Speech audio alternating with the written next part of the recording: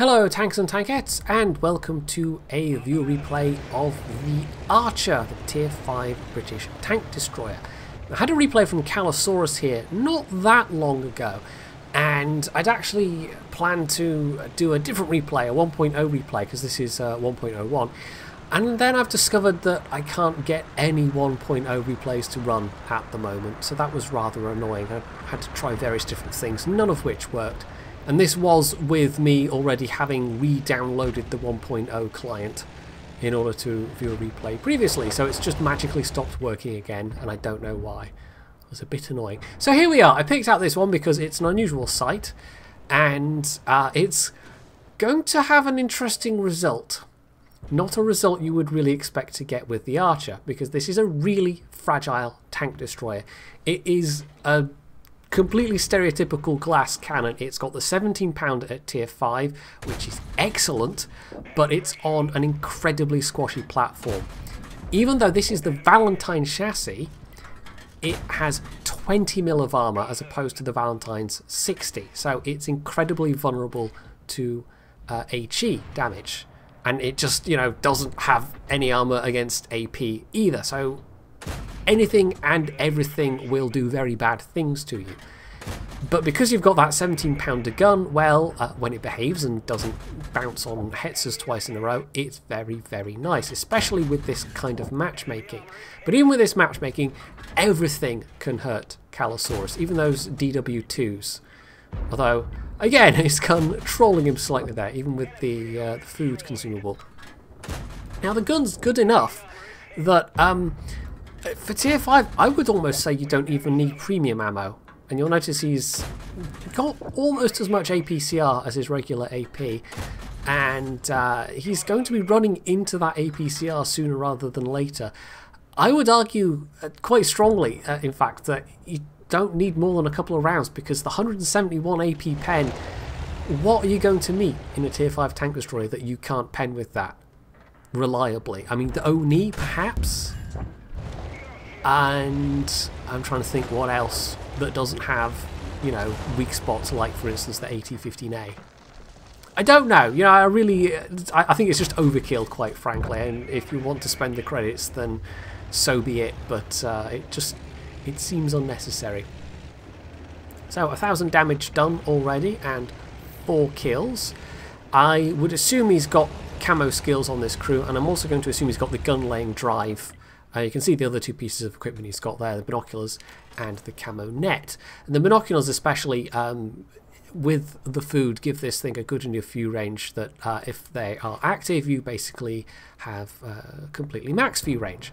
So he can spot for himself if he has to, but it's maybe going to be a bit of an awkward affair. So far, both teams have traded more or less equally, but that doesn't look like his team are necessarily in great positions. That KV-1 is just getting blatted by a Ram 2 at the moment. And there's also the enemy Churchill 3 on that flank as well, so death by 1,000 cuts, but very, very quickly was the fate of that particular player. And there we go, there's also an Su-85B, and there's another machine with a very, very good gun for its tier, but also is very, very squashy. So he actually gets a hit in, but not enough to get the kill. He's really down on his AP ammo at this point. It's quite accurate, this thing. I said active there. That's completely the wrong word, brain. It's quite accurate, this thing, but at the kind of ranges that he's firing at here, I mean, it really absolutely is a sit in a bush and snipe machine. The best armor you have is not being seen. So even the relatively good accuracy means that sometimes the gun will troll you a bit.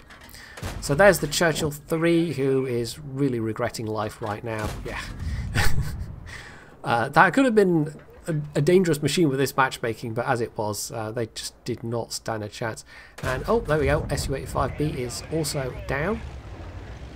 But his own team is now starting to lose tanks quite badly in comparison to the enemy team.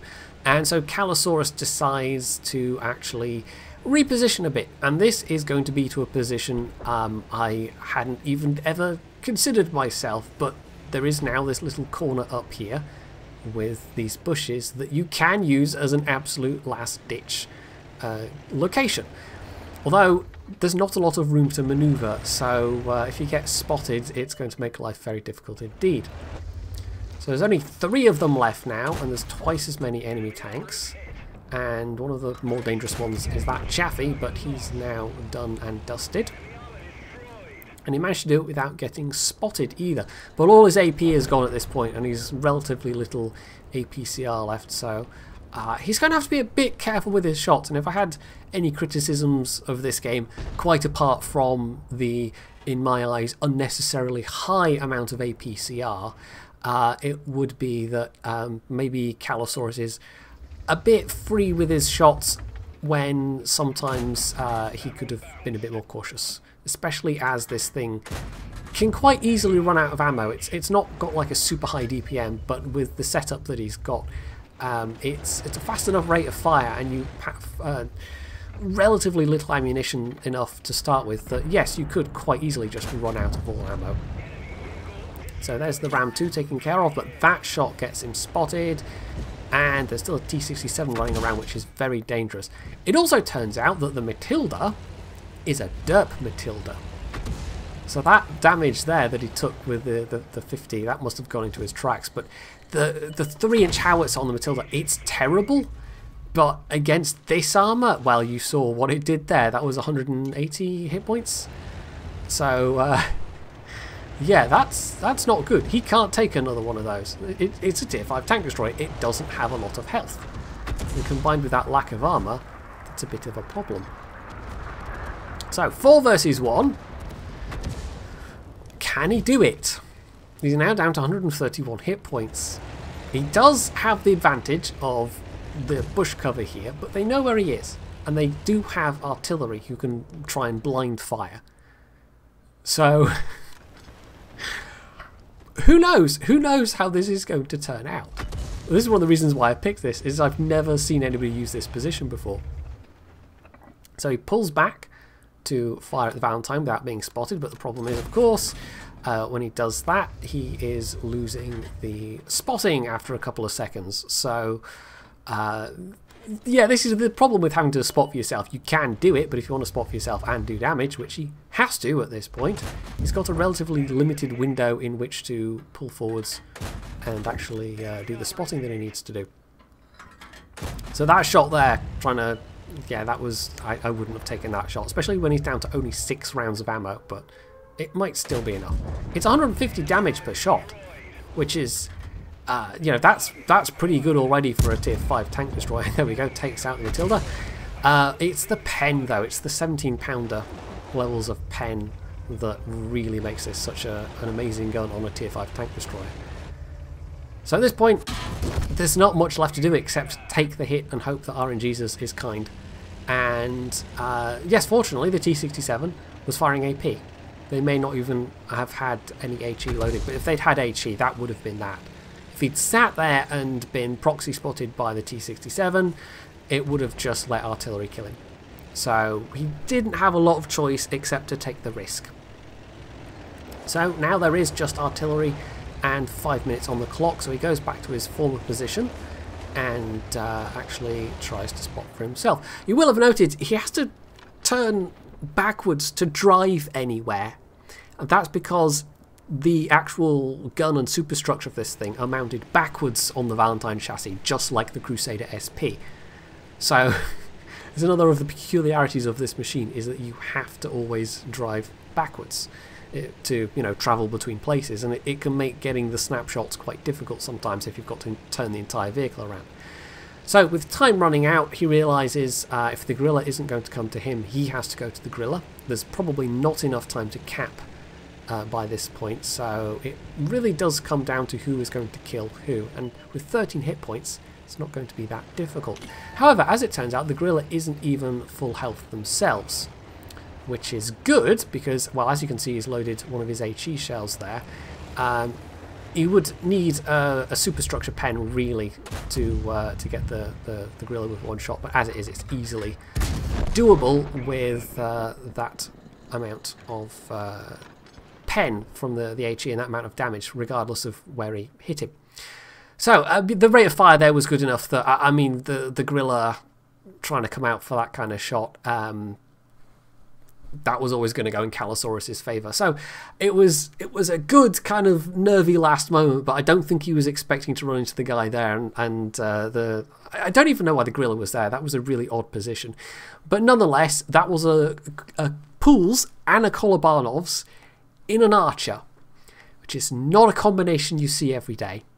And I expect there will be one or two comments about the APCR towards the end, but that was all he had left.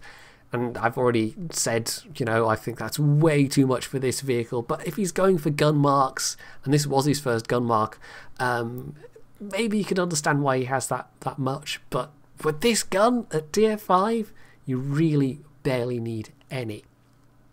So there we are, a lesser seen machine, the Archer, demonstrating quite how deadly that gun is for tier 5, even if the near tier 9, tier 10 levels of pen with APCR were totally unnecessary, but never mind. That was a heck of a carry, and I think Calosaurus did more or less all the right things there to actually give him a chance to win. And it was the enemy teams to lose, and they kind of did. But, you know, not everybody has the knowledge in their head to know that load HE to shoot at an Archer, for instance, because it's only got 20 mil of armour. But even so, just one or two decisions by one or two enemy players could have swung it in that favour, and it still would have been a pretty close game, but it wouldn't have been that quite remarkable victory. So hopefully you enjoyed this replay, and if you did, you can hit the like button, you can leave any comments below, you can sub to my channel if you haven't already, and as always, stay tuned for more.